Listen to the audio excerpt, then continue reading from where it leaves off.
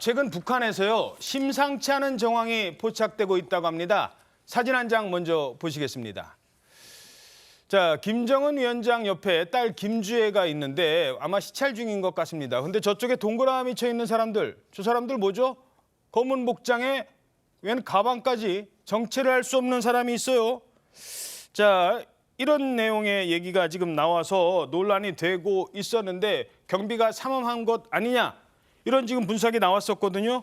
그런데 오늘 조간신문에요. 오늘 조간신문에 눈에 띄는 기사가 하나 실렸습니다.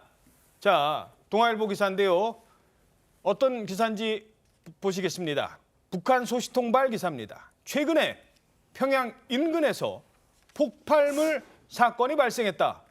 폭발물 사건이 발생했대요. 사상자까지 있는 것으로 지금 파악되고 있다. 물론 구체적인 확인은 더 필요해 보이지만 뭐 북한 얘기니까 이게 확인이 어느 정도는 한계가 있는 건 사실입니다만 오늘자 동아일보에 북한에 폭발 사건이 발생했다. 그리고 최근에 김정은 주변에 웬 가방을 든 경호원으로 보인 사람들이 부쩍 늘었다. 이거 어떻게 볼까요? 저는 이 주목하는 제가 대목은 이게 바로 평양 인근이라는 데 제가 주목하고 있습니다. 왜냐하면 평양 인근? 예, 다른 데라 그러면은 북한에서 가장 핵심 부대인 호위사령부 혹은 또 평양 방위사령부의 어떤 그 역할이 미치지 않는 곳이기 때문에 조금 좀 느슨할 수 있지만 평양 인근은 호위사령부와 평양 방위사령부, 우리로 지금 수도 방위사령부 아닙니까? 예. 굉장히 엄격하게 통제되고 있고 그다음에 아주 세밀하게 들여다보고 있는데 여기에서 저렇게 주민들이 놀랄 수 있을 만큼의 폭발물 사고다. 대형 사고인데 그렇죠. 과연 이게 용인이 될 수 있는 수준인가? 뭐 혹시 이것이 김정은 위원장에 대한 어떤 유해 요소로 작용하면서 그래서 지금 북한에서 일부 소식통에 따르면은 무슨 뭐 검색 장비를 더 수입해오고 있는 이런까지 호위사령부가 지금 추구하고 있다는데 이런 측면을 놓고 보면 지금 여러 가지 경제 상황이 너무 어려운 북한의 민생고가 그다음에 특히나 지금 그 코로나 이후 아주 더 어려워진 북한의 이런 장마당도 지금 열리지 않는 이런 상황들이 혹시나 이렇게 통제불능의 상대로 가지 않을 것인가 이런 우려가 제기되고 있다는 분석 저도 일부 동의합니다. 예.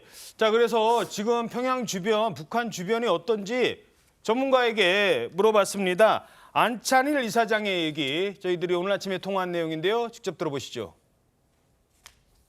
평양시 근교에는 북한군 3군단이라든지 또 수도방어사령부라든지 군부대가 많이 주둔하고 있는데 이 사람들이 북한 체제에 대한 불만을 어떤 그 테러라든지 뭐 이런 걸로 표현할 수 있는데 그의 일환일 수 있다는 게 유력합니다.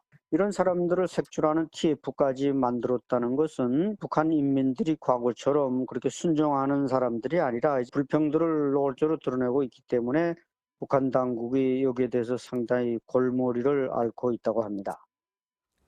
자, 물론 이게 좀 더 확인이 필요합니다만 북한 체제의 안정이 그리고 인민들의 어떤 반발이 지금 남북 관계에도 영향을 미칠 수 있는 사안이기 때문에 짚어보는 건데요. 근데 전에도 이런 폭발물 사고가 있었다고요?